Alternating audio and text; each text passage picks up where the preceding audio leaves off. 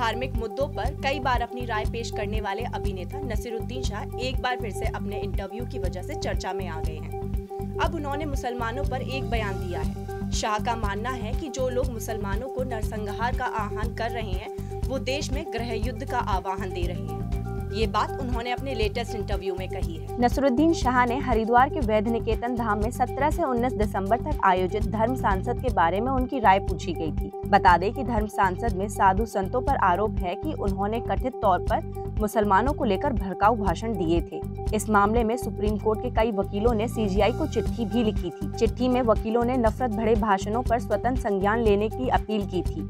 जब इसके बारे में नसीरुद्दीन शाह से पूछा गया तो उन्होंने कहा कि मैं हैरान हूँ, ये लोग ऐसी बातें कर कैसे सकते हैं। अगर इन्हें पता है कि वह किस बारे में बात कर रहे हैं तो वाकई यह एक गृह युद्ध के लिए अपील कर रहे हैं। नसीरुद्दीन शाह ने चेतावनी भरे लहजे में कहा कि हम 20 करोड़ लोग इतनी आसानी से नष्ट होने वाले नहीं हैं। हम 20 करोड़ लोग लड़ेंगे। यह हमारी भी मातृभूमि है। हम 20 करोड़ लोग यहीं के हैं। यहीं हमारा जन्म हुआ है।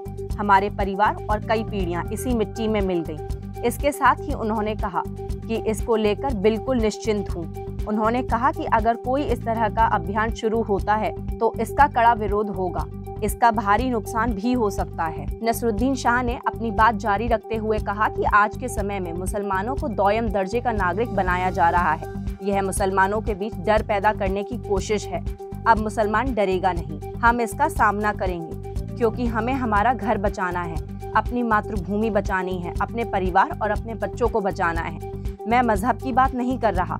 मजहब तो बहुत आसानी से खतरे में पड़ जाता है। शाह ने इस मामले में सरकार पर भी सवाल उठाए। नसीरुद्दीन शाह ने पीएम मोदी पर निशाना साधते हुए कहा कि मुसलमानों को असुरक्षित महसूस कराना वहां से शुरू होता है जहां औरंगजेब का जिक्र होता है। सत्ता पक्ष के लिए अगलाववाद एक नीति बन गई है। उन्होंने कहा कि वो ये देखने के लिए उत्सुक थे जिन्होंने मुसलमानों के खिलाफ हिंसा के लिए उकसाहा था उनका क्या होगा। लेकिन यह सच है कि कुछ नहीं हुआ।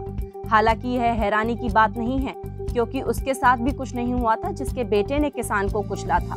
नसीरुद्दीन शाह के बयान पर अभी तक भारत की किसी भी राजनीतिक हस्ती ने तो प्रतिक्रिया नहीं दी है, लेकिन सोशल मीडिया पर जबरदस्त ढंग से प्रतिक्रिया आ रही हैं। वहीं पाकिस्तानी मीडिया और फिरकापरस्त ताकतों ने नसीरुद्दीन शाह का समर्थन शुरू कर दिया है। खबरों का सिलसिला जारी रहेगा। देखते रहिए जनप्रवाद। नमस्कार।